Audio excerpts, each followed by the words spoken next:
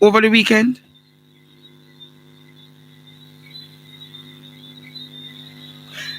The democratic erosion. He spoke to the democratic erosion. Producer, put up the article for me now, please. The democratic erosion that is about to take place in a third term. And when I saw it, Jamaica, I was like, yeah, and I said, oh, teacher, dress up so tonight. The rains came and the place is cool, calm, and collective tonight.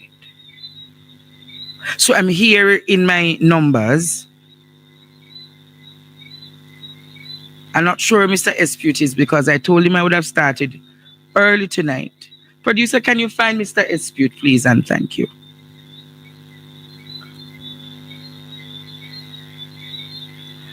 Remember, we have Jamaica Arise, or Arise Jamaica. It's a beautiful program in the morning. It's a beautiful program in the morning. But let me read what Mr. Espeut wrote in that manifesto or that article. Listen to what was said, Jamaica. Peter Espeut's devastating analysis reveals how the JLP constitutional changes mirror authoritarian playbooks worldwide.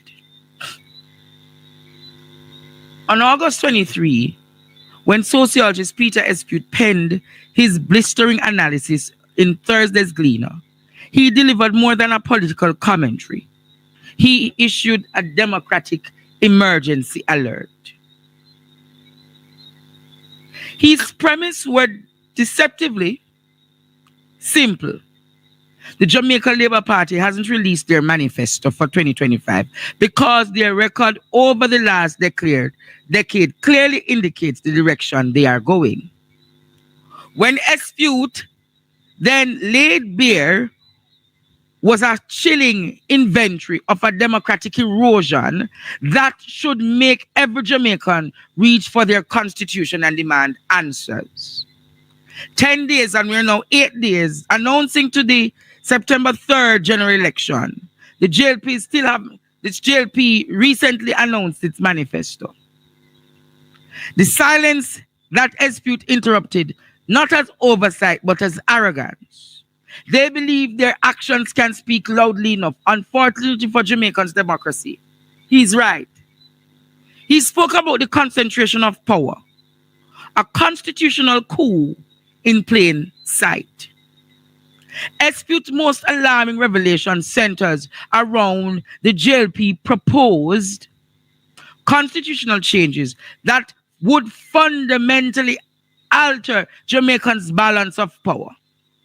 Under the constitutional amendment with the Republic of Act 2024, the Prime Minister shall ultimately determine who shall become the President of Jamaica without needing to consult anyone.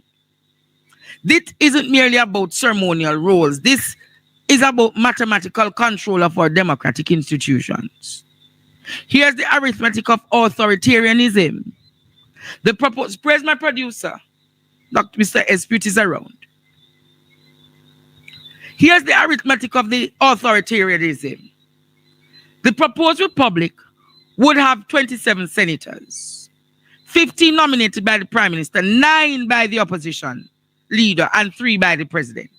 Since the President would be at the Prime Minister's choice, those 3 presidential nominees would reliably vote with the government, 15 creating an automatic 18 vote block.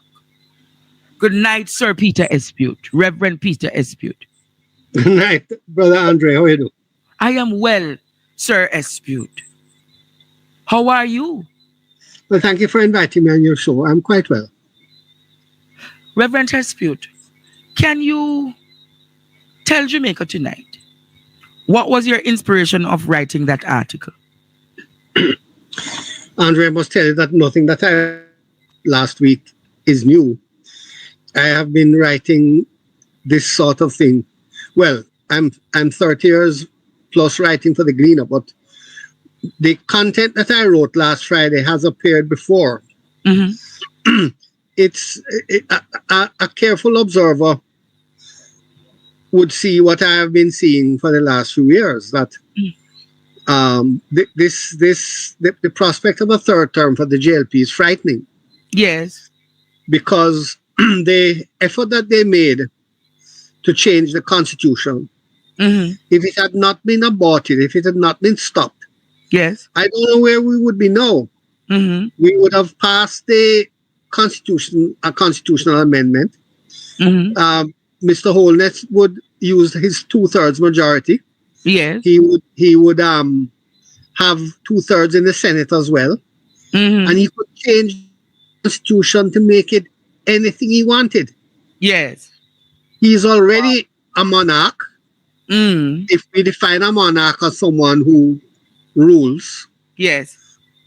and we have democratic institutions in Jamaica to provide checks and balances against absolute power going awry. Yes. And we have seen the slow whittling away Yes. of these democratic checks and balances. Let's start by talking about the political ombudsman, Yes. which is there to be a referee in an election campaign like this. Yes. No And political. the political ombudsman has been merged into the Electoral Commission. Electoral Commission is not set up to do this kind of work. And as a result, all we can hear from them is that everything is going well. In the meantime, both parties are on the light poles with cloth, or Mm-hmm. cloth, as I put in my column when I wrote about it. Yes. And there are all kinds of fantastic claims being made, abuse being made, motorcades with people hanging out. Yes. I really think that we can see, we can experience the lack of a political ombudsman. But there are other checks and balances that are going a begging. For example, the Integrity Commission is there to make sure that there is no what we call quid pro quo. Yes. The quid being money that is paid, and the quo being contracts or waivers or whatever. But you will notice, Andre, that before the Integrity Commission, Yes. There was a gag we order. but before that, we had a contractor general, Yes. and every year, well, more than once a year, Mm-hmm. they would publish every contract that the government entered into. Mm-hmm. So any member of civil society, people like yourself and myself, could go on the contractor general's website and read every person who got a contract. That no longer. That no longer exists. Once the Integrity Commission was put in place by this JLP government, there is now total silence on who has contracts. It's a state secret. Any member of the Integrity Commission who dares to reveal who has a contract can be locked up and fined millions of dollars. Now, we, the public, have a right to know who has a government contract. We know China Harbour has contracts. And we know Doodle Brown had contracts. Because the contractor general told us, we don't know who has contracts now. Which MPs and which MP-owned companies have contracts. We don't know, because it's a state secret. This is immoral. Now, I noticed that the leader of the opposition has openly stated that if the PNPs return to power, they will change that. That from pretty shortly after they are elected, they will make public again who gets contracts. But for the moment, who has a contract with the government is a state secret. And that should not be so. So this promotes corruption. And if the JLP is elected, however, they are not going to make it public. They are going to deepen the secrecy. Wow. We know that Prime Minister has taken the Integrity Commission to court. Yes. We know that Delroy Chuck, the Minister of Justice, has instructed family members not to tell the Integrity Commission anything. Yes. Even though the Integrity Commission is empowered to Mm. investigate whether politicians are hiding assets in the names of their wives and their Of their children. wives and their children, yes. But Delroy Chuck says, don't tell them. Mm. Now that is an erosion of an institution that is there to provide checks and balances against corruption. Mm. So should the JLP win the next election, Yes. they are going to deepen the secrecy around integrity matters. No, that is not in their manifesto. Yes. That is not in their list of achievements, Yes. because they're not going to put anything that doesn't that doesn't suit them there. Mm. But the reason why I wrote the column last week, and yes. as I said, I've written all of what I've just said several times before, Yes. is that as we approach an election Mm-hmm. and politicians are putting forward their manifestos, there's a hidden manifesto. What they are going to do that they're not telling us. And one of the things that JLP is not telling us is that if they're elected, they're going to further emasculate the Integrity Commission. Wow. They're going to push it further into secrecy. Wow. And they're going to make it harder and harder Mm. for that government department to investigate corruption. And therefore, they are dangerous. We are bordering on the lines of dictatorship. And just for that alone, we should not elect them for a third term. Mighty God. Now, I must tell you, that if you read my columns over the last 30 years, Yes. the PNP has not said that they said they're going to remove the gag order, Mm-hmm. but they have not said that they are going to have all politicians' assets made public. What they have said is they're going to make the cabinet members' assets public, which is good. That's a start. But it's a start. It's a good start. I Mhm. compliment them. But it's not far enough. Every politician's assets and income must be published. And not only that, campaign contributions must also be made public. That way, we can match who gets a contract Yes. with who gives a donation. Mm. But neither the PNP nor the JLP have said that they're going to do that. And for that, I am very disappointed. Mm. I have been challenging both the PNP and the JLP to say that if they're elected, they will make those public. But neither party has come forward to say that. Not even the PNP has said, if we're elected, we will go completely transparent. They haven't said that. They're going to keep their donors secret. And I say, fire on you for that. That's not good anti-corruption behavior. Practices. So I don't believe that either of the parties is where I want them to be yes. on this anti-corruption move. But it seems that the PNP are just a little better. And so, if you like, they are the lesser of two evils. Mighty God. And therefore, I think we should have them. Mm-hmm. But as you have said, I've heard you say it several times, that if the PNP messes up, then we're going to have to get rid of them as well. Yes, man. We're holding governments to account, We're holding But governments. for the moment, we look at the two sides and we say, one side seems to be a little more protective of the integrity of the country. And therefore, Christian people like myself can support that side. But we are under no illusion. Neither side is really where we want them to be. Mm.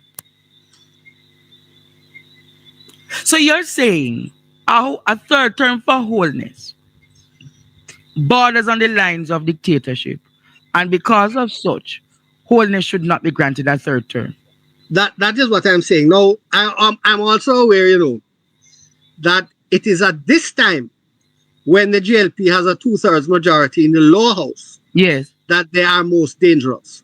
Mm. I suspect that the PNP will win the next election, but if they don't, they certainly are, the GLP is certainly not going to have a 2/3 majority.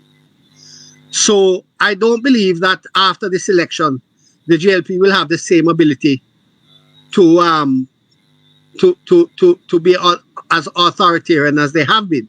Mm-hmm. But you will notice that some of the constitutional amendments don't require two-thirds majority. For example, extending the term of the DPP Yes.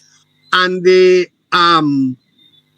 not the accountant general, the solicitor Auditor general, General. the auditor general, Mm-hmm. did not require a two-thirds majority, just required a simple majority. And one day the MPs turned up at Parliament and saw that before the House was a vote to do that.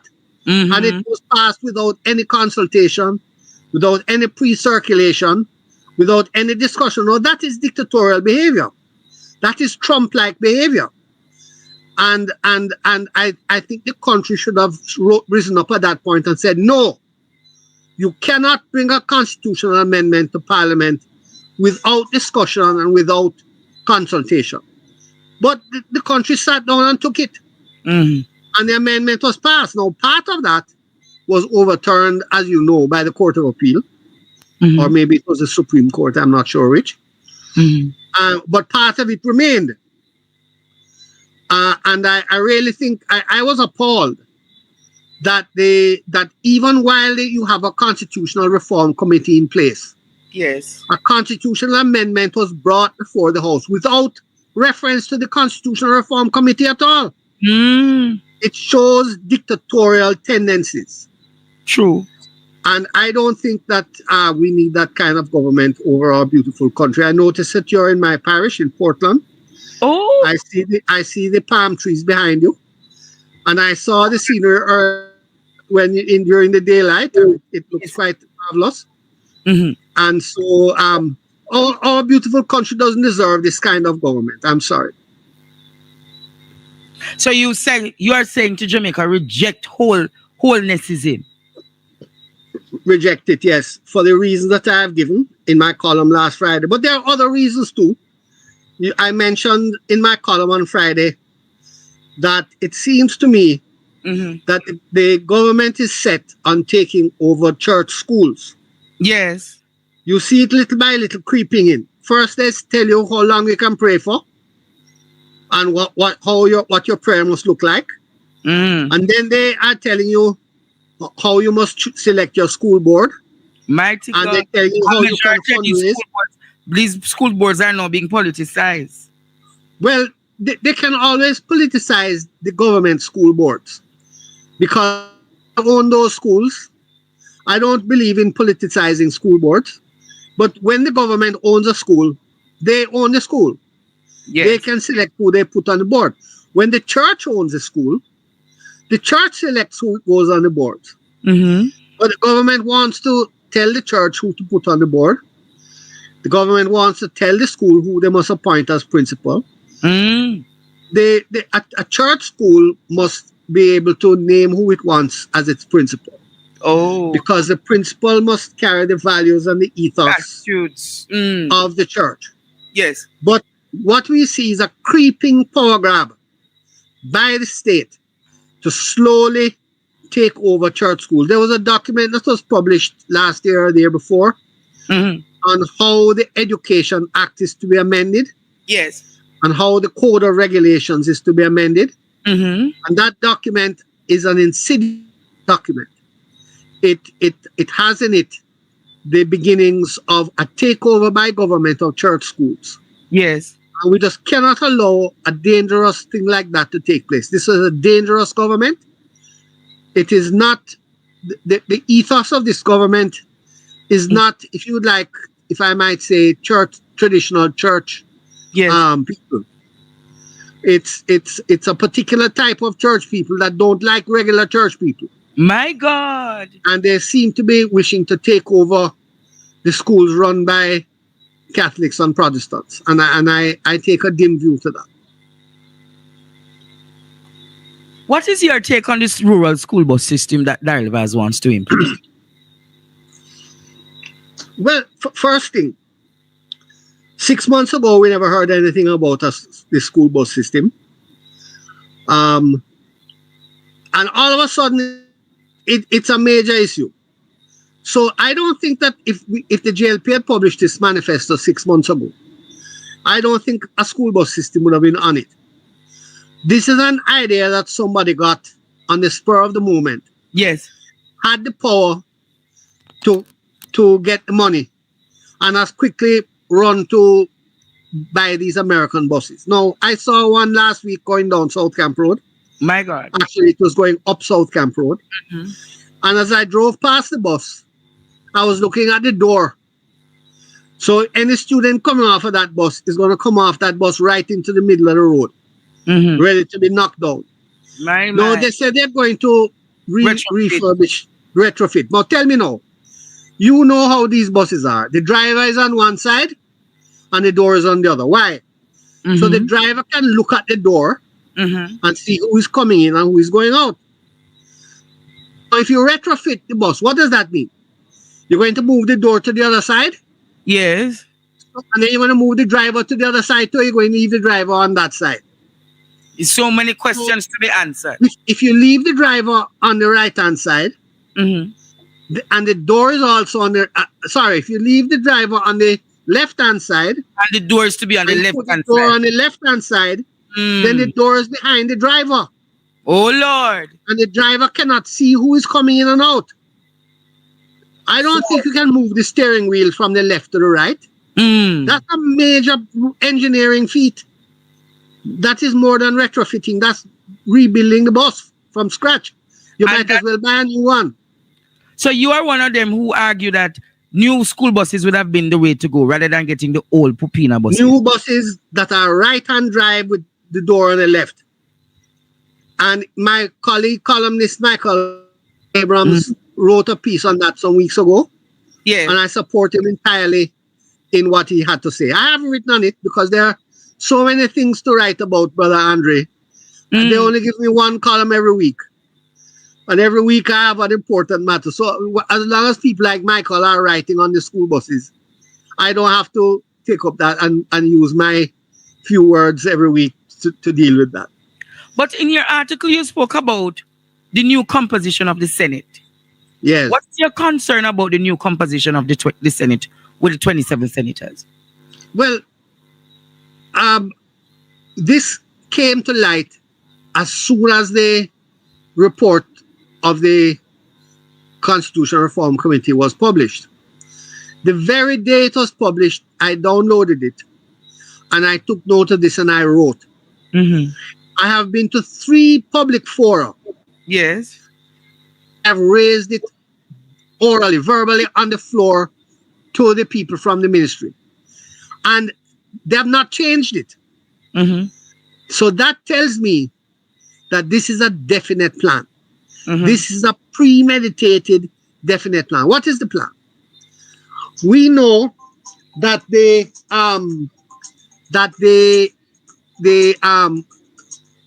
sorry, another radio station calling me. I'm gonna have to cancel the call. Yes. Just a moment. Let me just I hope yeah. you're enjoying this conversation with Reverend Peter Espeut, guest columnist in the Gleaner. He's a sociologist by profession and a development data specialist, scientist. Yeah, I am a survey actually research specialist. I've done many surveys in Jamaica and elsewhere. But the point I'm trying to make here, Yes. what protects us from a maverick government quickly changing the constitution Yeah. is that there is a provision that even if there is a 2/3 majority in the lower house, Mm-hmm. in the upper house, there is not. The one opposition senator has to cross the floor, Yes. make a 2/3 majority for the government. And that means that the government cannot railroad the parliament into changing the constitution. So it's another check and another balance.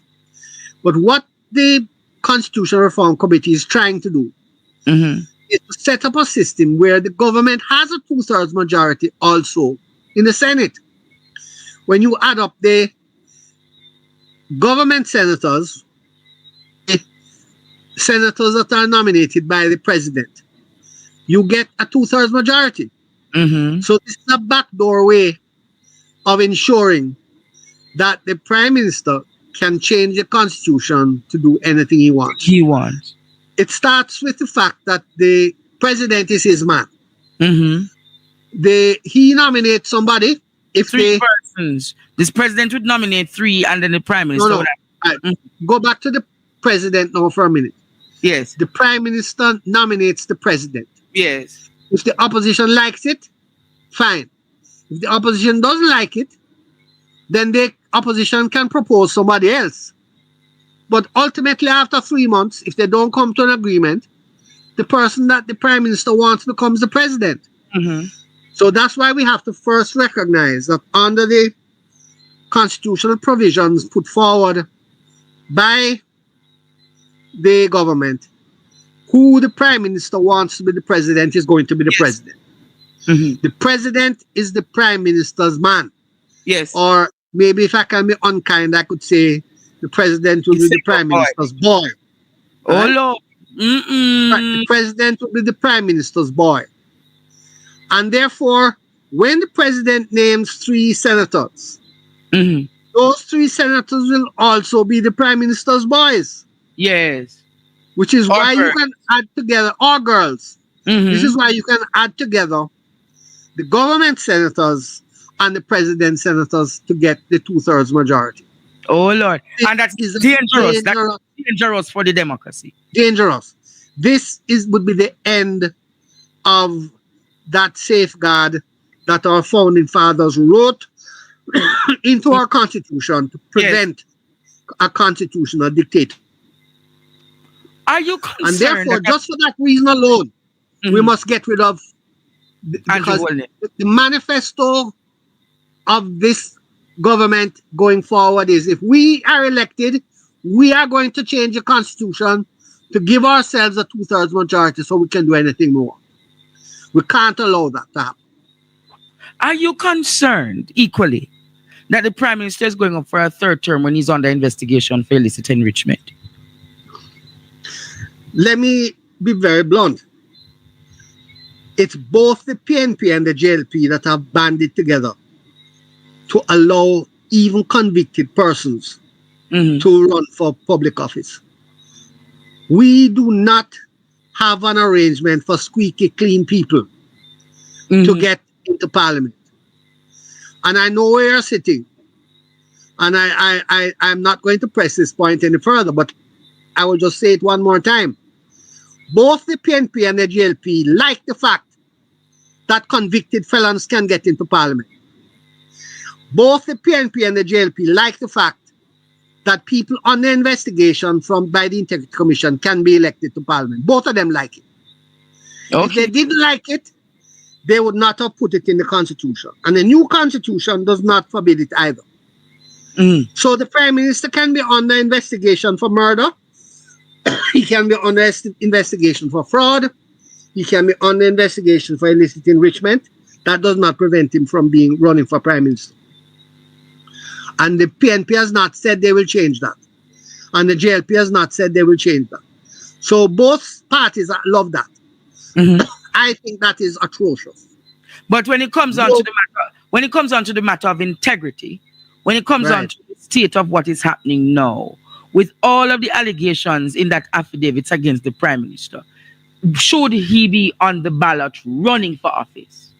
Andre, I am trying to answer your question my way. Mm. If he was convicted of illicit enrichment, he could still be on the ballot because the Constitution allows it. That's what I'm trying to say to you. He is Okay. now under investigation, but suppose he was convicted in a court of 27 cases of illicit enrichment, he could still run to be prime minister. And Because that's what you say something two is parties, wrong. the 2 parties have banded together to allow convicted people to be in the parliament. So, of course, I do not agree that a person under investigation should be in the parliament. But you're not going to like this, but I am also against convicted people being in the parliament. I'm sorry. Okay. That's your I'm against that. to each his own. That's my perspective. To each his own. Okay. So if you are going to object to somebody being under investigation, going to Parliament, I don't see why I don't object to a convicted person going to Parliament. And I will say to you, if they have done their time and they have been reformed, then they should be equally given an opportunity to serve at the So let interest. us allow Mr. Holness to do his time and then we'll have him back, right? Well, if him doing time, so let it be. If him doing time, so let it be. But I hear you. under the present circumstance, Sir Espeut, where we are as a country, where we are as a country, we would agree that with the many ambiguities surrounding the Prime Minister, I don't believe he's worthy enough to go for a third term to the people of Jamaica. I think you're right. Mm-hmm. I don't think Melissa Dalrymple Philibert should go forth either. Okay. She has been convicted Okay. of a Integrity Commission violation, Mm-hmm. but we will agree to disagree. We would agree to disagree, Sir Espeut. But you spoke about the Senate. You had some other points that you spoke about that borders the line of dictatorship. Are you concerned in the way how journalism is being done in the country presently? Well, I'm sure you've read things that I've written. Mm-hmm. You notice that we have fallen in the Press freedom. Freedom Index. Mm-hmm. And I believe we are in the Press Freedom Index. I don't think your vlog is taken account of in the Press Freedom Index. You are not considered mainstream press. Yes. But the mainstream press would be the regular radio stations and newspapers. Mm-hmm. And there are many of them that maintain integrity. They are balanced in their coverage. They criticize both everybody, and they support right when right is to be supported. But there is a station which has departed, I think, from the canons of good journalism, and that station is dragging down the Jamaica's Press Freedom Index. I wrote and I said so. So I'm not saying anything on your program that I have not written in my column. Yes. And I heard that station cuss me off for writing it, but they're free to do so. You're talking about Nationwide News Network. I have not identified any station. Oh, okay. I throw a stone in Hog's tie, and the one that ball is the one that get licked. Okay, Sir Espeut. I hear you loud and clear. But you said that station has really breached the canons of journalism. I don't know. You see, they have also said that people's jobs are on the line for this election. And I think they were being profoundly autobiographical. Oh, profoundly autobiographical. They're talking about themselves. Yes, I think so. Yes. Because should the party that funds them and owns them lose, Funds they're gonna have a hard time. They're gonna have a hard time meeting their bills. They're already not meeting their bills. Yes. And I don't know how they will get work, ads and so on afterwards. So I think time is going to solve that problem. But it's a sad situation that a mainstream media house has sunk so low, yes, as to promise boxing fees and accuse political parties of shooting up them building. I think those have really bordered the lines of the canon in truth, Sir Espeut. And it's something that we need to look at. But I want you to talk to the Jamaican people today about the power of their vote. Because many people are selling their votes, or many people are selling themselves cheap in this political season. As a reverend, as a sociologist, as a development specialist, Talk to the people about the power of their vote. Well, we have a first past the post system Yes. in our political arrangements, which means that if only 3 people turn up on election day and vote,